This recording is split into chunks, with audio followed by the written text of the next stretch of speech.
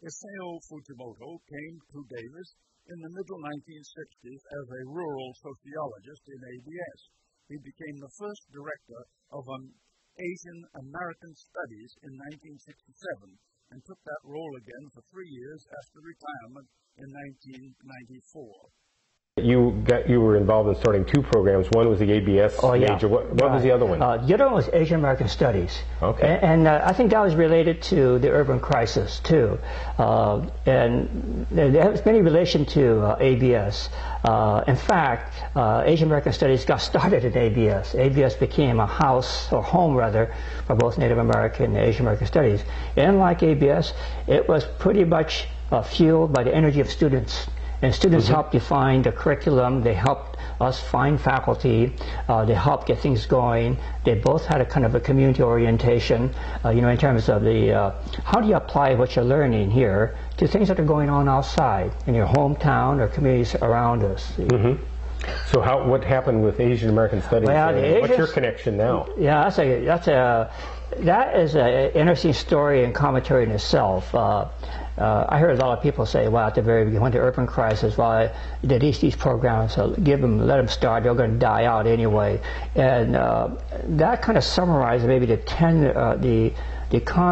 what the future foretold, because many of these programs all over the country, not just Davis, really had a hard time hanging on. Because after all, these programs had a very strong service, community orientation. Whereas in a university, the criteria is quite different. You want to really produce good academic scholarly work, and it's very hard to do both of these. So for a long time, Asian American Studies just kind of hung on. I started it, and I was the director for the first year. Then I went back to all my work in ABS. And then, ironically, towards the end of my career, when I took VERIP 3, right before I took the VERIP 3, I was asked to take over directorship again. Because George Kagiwara got very ill. And I remember we hired him, all right? So all these 20 some years he was there, and then I came on as director again. And we were down to 1.5 FTE, and I wasn't even counted. And so I spent 3 years tenure there, trying to build it up. And now the department has a very good director, a guy named Stanley Su from UCLA. He brought over the Asian American Mental Health Research program, and he has gotten more faculty positions. So now it's gone up about 6 faculty, and it's really developing a very solid program.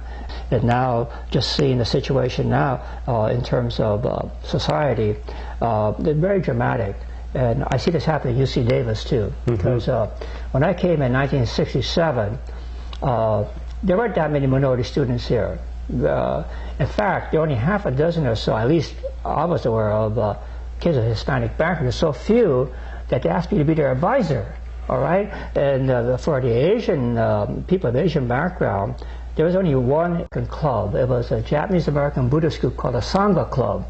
Now we're having a welcome reception this afternoon for the 1999 year. Asian American Studies is putting it on, and there'll be all those tables of Asian American clubs.